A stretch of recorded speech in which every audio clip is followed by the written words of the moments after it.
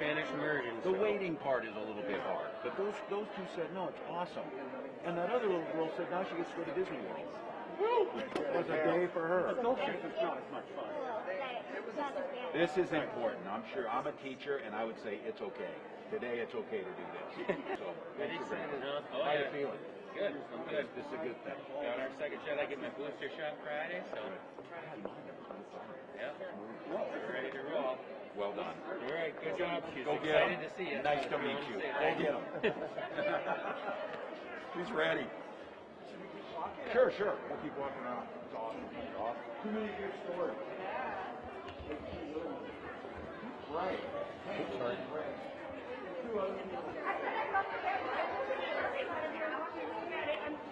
I'm like, how did I recognize him?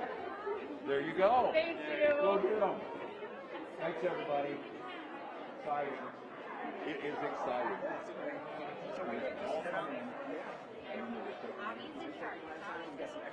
So the 500 today are going to go fast, obviously.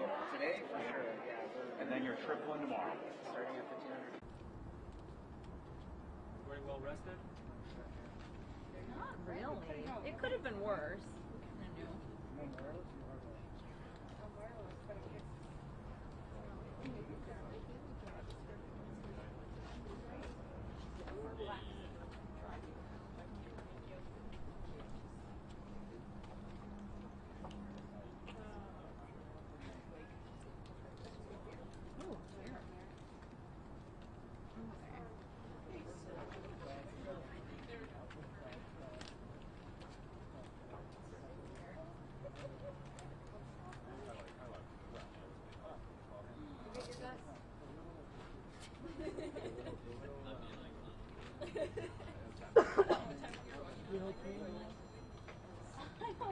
How are you?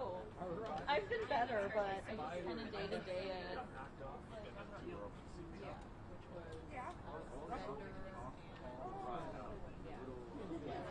Yeah. Straighter. Yeah. Right hand. Forward. Where's Michael? Kaylee? Oh.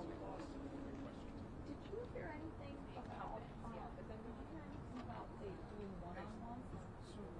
With Fry? Yeah. I was just so like. Well, we were supposed to have him on in the afternoon. In both course 9 and 10 pro Well, questions. maybe do something. Oh, okay. Sorry, I wasn't like over here, but that would be very Minnesotan. Yeah, that's fine. I don't really care either way. It just helps me know what I have to edit when I get back. Yeah. Whether it's just me and him or other people. I know. Clearly.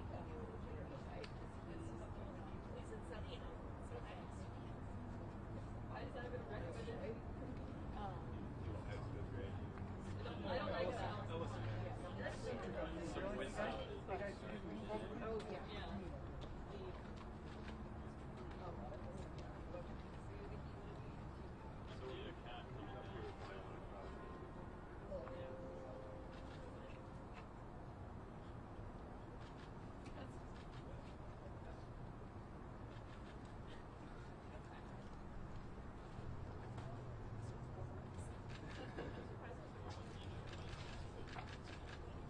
All right, guys.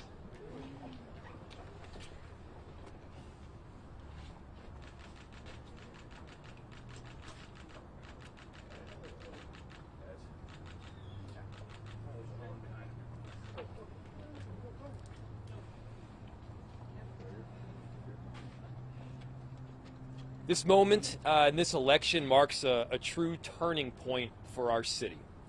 It marks a turning point where we all put aside the politics and we unite around a common vision for everything from safety to accountability, economic inclusion to affordable housing. What we saw in these election results show what is the broadest base coalition that we have seen in recent history.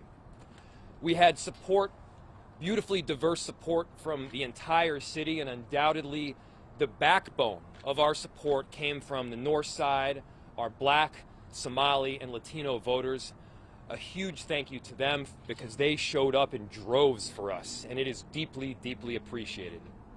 I want to thank my opponents in this race as well. These elections are hard fought. They're difficult, and at times, yes, they're painful. Now, importantly, regardless of whether you are for question 2, regardless of whether you voted for me or somebody else, now is the moment to come together. It's a moment to unite. It's a moment to put down the arms and take up a willingness to see true progress. And we know that true progress is going to take real work. And this is a moment of transformation in our city if we can actually come together recognizing the magnitude of this particular moment. And the moment is bright. The bright lights of the national press and the world have been shining down on Minneapolis now for, about a year and a half. And what we are seeing right now is that Minneapolis is shining back even brighter. We are well poised for the progress that we need to see. And over the coming weeks and months, you will see us roll out with both the mission and the vision for where we all need to go collectively.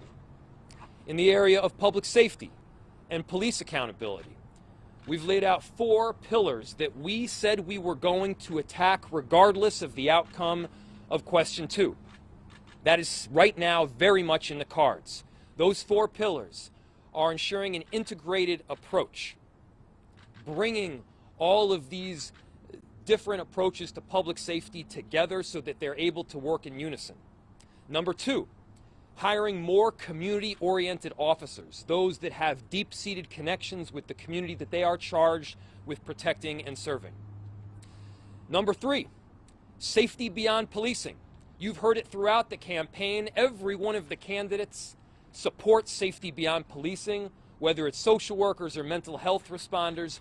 This is something that we can pursue together. And then finally, getting serious about reform on a multi-jurisdictional level. Yes, we have our work cut out for us at the city, and we intend to attack it full-heartedly.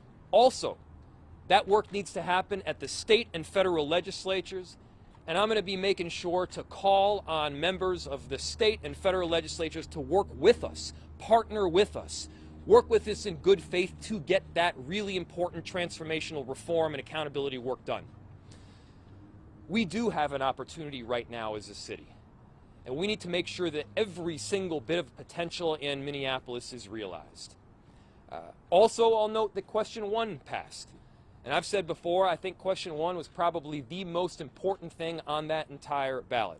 There have been many mayors, going all the way back to Hubert Humphrey, that tried to get this change, to have a government structure in Minneapolis that was more efficient and responsive to the residents that we need to be serving on a daily basis. This allows us to move in that direction. We have already and are already bringing together a coalition of people that are ready to set up this new government. This is indeed a founding mothers and founding fathers moment right now. We can set up a government that is more responsive, that is more effective, and is more collaborative. That's the direction that we need to go, and we're taking this measure and this approach very, very seriously and getting that work slingshot right off the bat.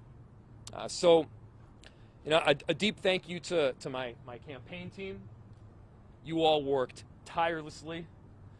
I don't think it's any secret that we have been hit and beat up and bruised from every single side, and they've shown a backbone of steel. I want to thank my team at City Hall. They've been through thick and thin with us, and it's an extraordinary group of people that cares so deeply about the residents of this city. I thanked my wife Sarah last night. I got to thank her again. There's no way I'd be able to get through, I would have been able to get through these last couple years or even the last couple days without her. She's the strongest person that I've ever met in my entire life. We've got a real team here. But importantly, this real team will be joining forces with all of the other teams that were perhaps on opposing sides. And so I'm calling on everyone to come together, to reunite around common principles and values, and to work with us in good faith towards the progress that we all collectively need to see in our city. I'll open it to any questions. Mayor, you talk about integrating public safety, police, mental health, social workers. I mean, does that look like a new department of public safety, but with the police department? Are you envisioning a new department for all of this? See, I think over the last year we've gotten so caught up with the verbiage and the names that we've often forgotten about the work. The goal here is to integrate the approach. But how do you do that? The goal here is to bring multiple different entities into a consolidated approach, department, division. I mean, right now, the person that managed our COVID-19 response is also managing violence interrupters. It's a dramatically different form of service that we're providing our city, and I know that there is a way to bring all of these groups together. And that's part of where the partnership is going to be going forward. I think everybody agrees with that. Obviously, there were portions of question 2 where there was significant disagreement. First and foremost for me was this notion of having the head of public safety, or the commissioner, or whatever you want to call them, report to 14 different people, 13 council members and the mayor. I didn't think that was workable, and clearly the majority of our city agreed. But now's an opportunity, yes, to integrate the approach. I don't want to prescribe exactly what it will look like yet, but we're going to be rolling out in conjunction with a whole lot of people in the coming weeks and months. But are you partnering? Are you kind of waiting for the new council to come forward? I mean, you're looking at more than half the council looking different than it does right now. Yeah, there's obviously some significant turnover. The work will start in the immediacy. Undoubtedly, it'll take more than a couple months to get everything set up in full. So yes, the new council would ultimately be sworn in by that time. Have you talked to the chief yet about staying? We were just texting this morning, but it was mainly just, congratulations and moving forward with the next steps. I know the chief will be talking with his family, which was foremost on his mind, and we'll be chart next steps from there. What's your first move with the police department? The first move with the police department? Well, first off, it's those 4 pieces. It's moving forward on those. What's the first thing you do? How do you get all these officers who are leaving to stop leaving? So I think something that needs to be recognized, perhaps nationwide right now, is that cops need to get paid more and fired more. We need to make sure that we're incentivizing the best possible, most skilled and professional individuals that have deep-seated connections with their community to want to apply. We want them to decide that they want to be the change in the Minneapolis Police Department that we're all pushing for, and sign up to do exactly that. To get officers that live in our city, to get officers that have a deep-seated connection, whether that's through attending a church or a mosque or a synagogue, or volunteering at a homeless shelter or a food bank. These are all ways that you can have a deeper connection, and we need to incentivize those individuals to come on the department and then ultimately to stay with our department. Now, on the other side, for those officers that don't abide by the values and principles that we are insisting upon, yeah, they should be fired. And I think now is an opportunity to work collectively with the state legislature around real reform. You should hold mayors and chiefs around the country accountable for shifting the culture of a police department. And if you're going to hold us accountable, you should also give us the tools to fire bad cops and have those decisions stick. Right now, as I've said, around 50% of the time when we fire or discipline an officer, they get sent right back because of mandatory arbitration. And by the way, that doesn't even include the instances where we would like to discipline or terminate. And we talk to the city attorneys and they say, well, you could, but you're going to lose. This is a system that needs to get changed. Are there things that we need to be doing at the city level? Absolutely. Are there policies that need to be further revamped? Absolutely. Are there levels of accountability that we need to improve upon even further? Absolutely. The answer is yes, yes, and yes. And there are also barriers that are set up on a multi-jurisdictional level, and that's why it is so crucial that we are partnering together in good faith. So I am absolutely calling on representatives at the state legislature to work with us, to partner together in good faith to get this job done. There's This is this is where true reform and change needs to take place. This is where the concrete steps and the specific steps necessary to truly shifting a culture and changing a department can start.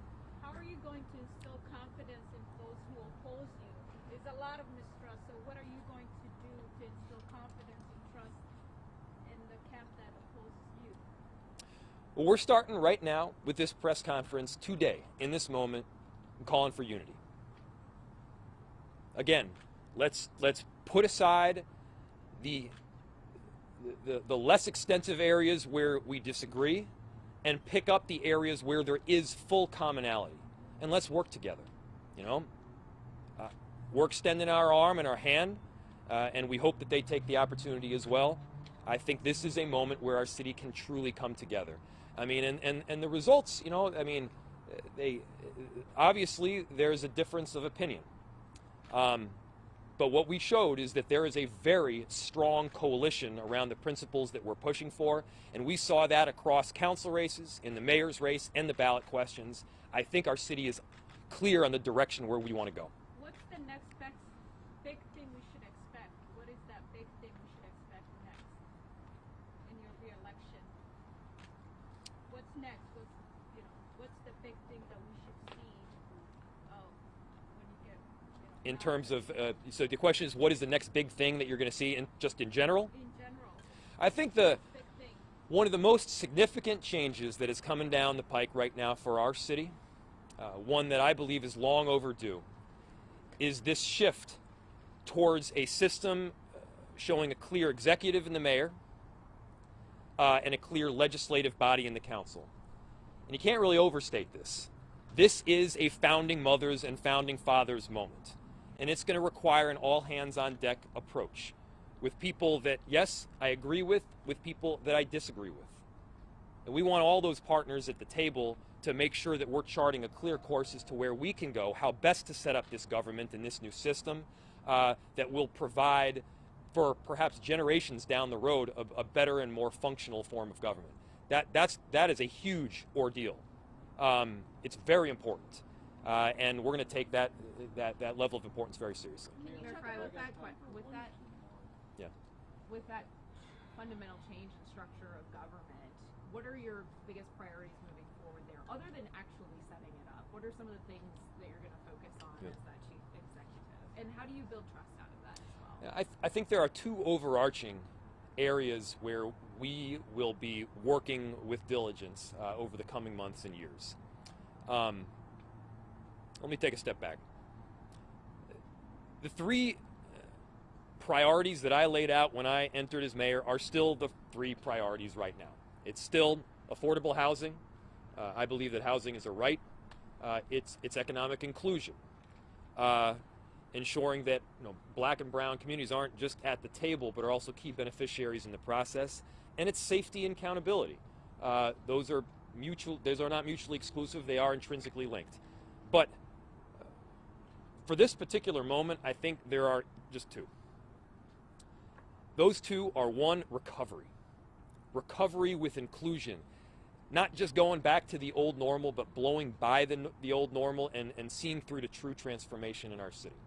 That's item number one. And by the way, our city is going to rebound in fine form. I feel the momentum even as we speak. Number two is safety and accountability. And again, it's getting specific about that work. All of the work around safety and accountability is complex. None of it you can fix with a hashtag or a slogan or a simplistic answer.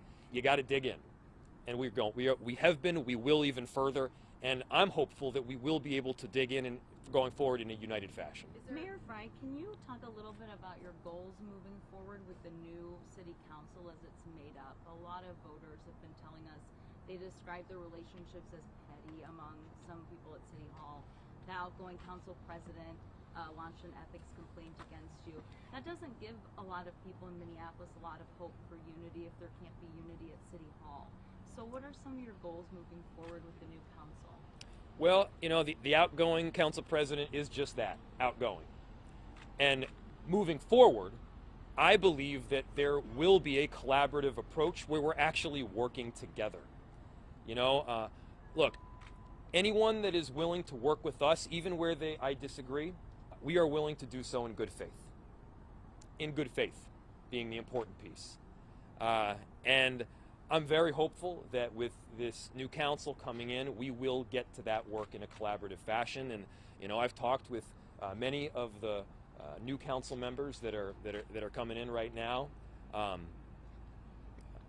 mean, they're what, 4 or 5, right? And I'm very confident that they will share a commonality of approach and a willingness to work constructively together. And so, I think it's time to kind of put aside the petty politics that we've seen. It's time to put aside all that we've witnessed over the last several years and really get to a uniting point as a city. Is there anything under the new expanded powers or authority you have under this question 1 passing that you think would enable you to be able to do something as the executive in the immediate future regarding public safety that you couldn't already do? This new structure of government is not about policy. It's about how the government works to serve the people of Minneapolis, about its efficacy, about our ability to respond when a quick decision needs to get made. It's about having a clarity of authority, who has control over what. So many of the issues that you pointed out over the last couple of years, they've resulted because under this bizarre system that we are presently operating in, you spend more time arguing over who has the authority than you even do over the substance of the issue. Now we can move beyond that. There will be a clarity as to who controls what. And like I said, this is a system, a similar system to what most every single other mid-size or large city has throughout the country, whether it's New York, Chicago, St. Paul has a system like this. Or Duluth. And I just talked to Mayor Carter this morning about this particular system. And I'm very hopeful that Minneapolis' form of government will see great benefits from this change. Thanks, everybody. Right? What's that? That's all we got time for. We go. Thank you so much, everybody. Appreciate it. Thank you. Hey, Michael. Hey. So